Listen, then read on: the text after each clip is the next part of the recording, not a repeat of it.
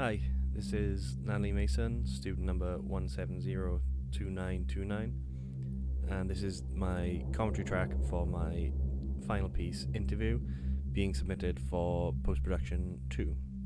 The aim of this commentary track is for me to explain why I made certain creative decisions when editing my film and how they impact the story I wanted to tell. So, starting off, the first thing we see is the title screen with the typewriter effect and the claw slash across the screen. I decided to put that in because I felt the title on its own was just rather plain and flat, so I wanted to give it a little bit of character. Coming into this first scene, we only really have the two characters given a lot of exposition. This is mainly so the audience is caught up to speed for such a short time frame for the film. The majority of cuts and shots in this film is shot reverse shot, mainly because it's easier for the audience to follow along with the narrative and who is speaking and when. This shot coming up now, when it cuts back over the shoulder of Rose pointing at Detective Campbell, was to give focus on Campbell after he finished speaking, so that the audience is in Rose's headspace, that she can see Campbell starting to doubt her story.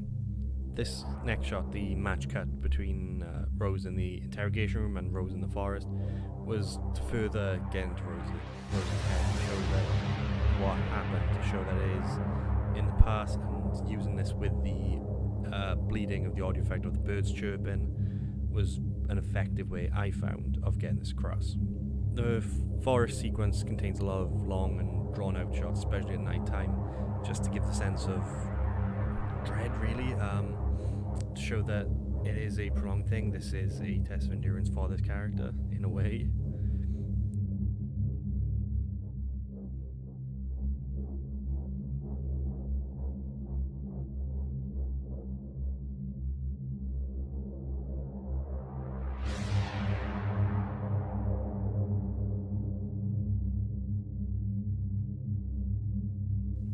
This next sequence with the creature stalking around the campsite and watching Rose, it technically is easy enough to pull off. The ground was fine and the camera operator used a rig and was more than competent enough to use that. But as you can see in the top right, we did have blue sky.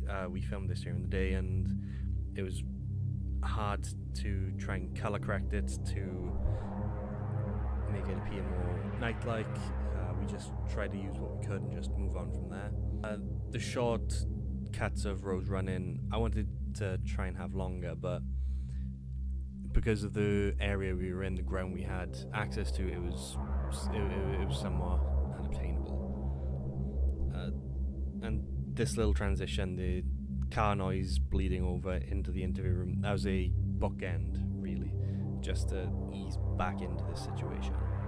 Now I feel like it would be a good time to talk about the color correction I used for this.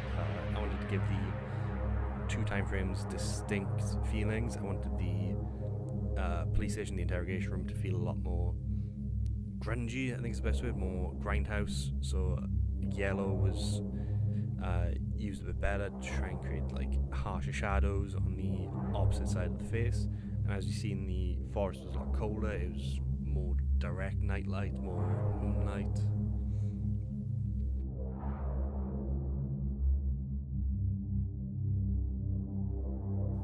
Following from the first shot of the mall, the sampling shot, you do see the idea of the 180-degree rule.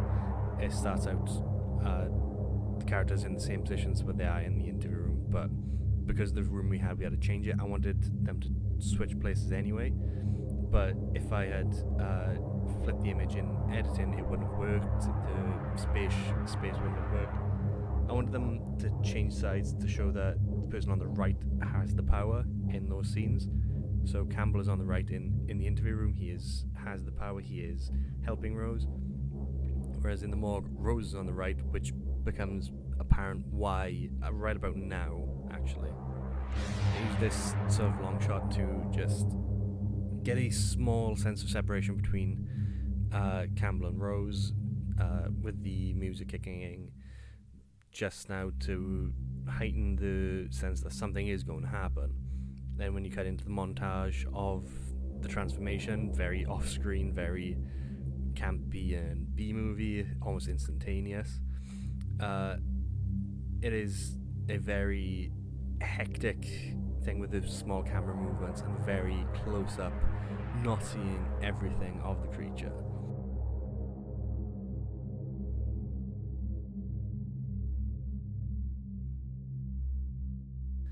Lastly, we have the big reveal. This shot, the wide shot of Rose getting a post-transformation in the background and Campbell just being unaware and being attacked right there.